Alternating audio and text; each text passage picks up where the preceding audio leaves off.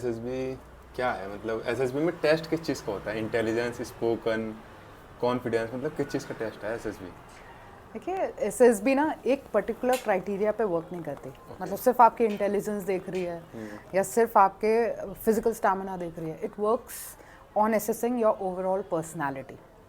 एक personality test है और पर्सनालिटी को डिफाइन किया गया है दोज 15 OLQs के अंदर।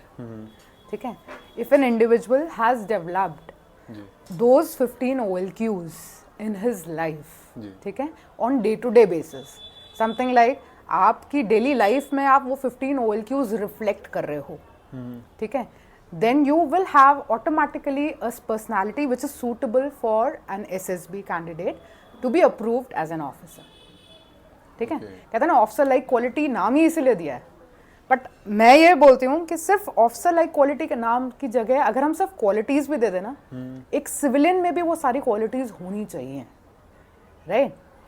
Understand my point? Why only it is, मतलब क्वालिटीज यस ऑफिसर्स में तो मस्ट है ये वाली qualities, but for overall country का अगर हम डेवलपमेंट देखें तो हर सिटीजन में ये क्वालिटीज डेवलप होनी जैसे जापान के लोगों में होती है। बिल्कुल, स्किल डेवलपमेंट भी है, बाकी मॉरल क्वालिटीज जो होती है ना, आपको ये सारी चीजें आपको स्कूल में, एक मॉरल साइंस एक सब्जेक्ट होता है जी, ठीक है, we do not take it so seriously. Third class तक, आई थिंक सेकंड या थर्ड क्लास तक ही पढ़ाते हैं। हाँ, उसके बाद मॉरल्स की जरूरत नहीं होती क्या? होती है ना सबको। तो बेसिकली वो सारी क्वालिटीज ना स्कूल लेवल पे इफ दे वर्क तो काफी ट्रांसफॉर्मेशन आ जाएगा बच्चों की पर्सनालिटी में, and then they are fit for any job, any career, be it arm forces, be it any career. मतलब अगर आप डॉक्टर भी हैं तो आप एथिक्स के साथ वर्क करेंगे, ठीक है। You will not only run for money, you will not have a corrupted mindset. Corruption करते हैं कई लोग, है ना, डॉक्टर्स होते हैं, हॉस्पिटल्स में कई बार हमने देखा है, ठीक है, वो पेशेंट को लेते हैं, बिल बनाते हैं लंबा चौड़ा, ट्रीटमेंट होता है थोड़ा सा, वो क्या है, एथिक्स पे वर्क नहीं कर रहे।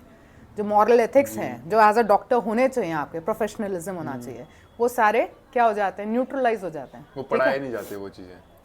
जबकि अगर आपको सिर्फ बचपन से लेके आगे तक ये सारी चीज़ें आपको घर में भी एज पेरेंट्स हमें दें, एंड स्पेशली जो अपना एकेडमिक इंस्टीट्यूशंस हैं उसमें भी अगर ये फोकस करें इन क्वालिटीज़ के ऊपर, ठीक है, then I think automatically personality बच्चों की ऐसे बनेगी कि when they grow up, when they are in college, they will perform best of the abilities in each and every profession they go. So it's not only for officers, it's basically सबके लिए ये ज़रूरी होना चाहिए।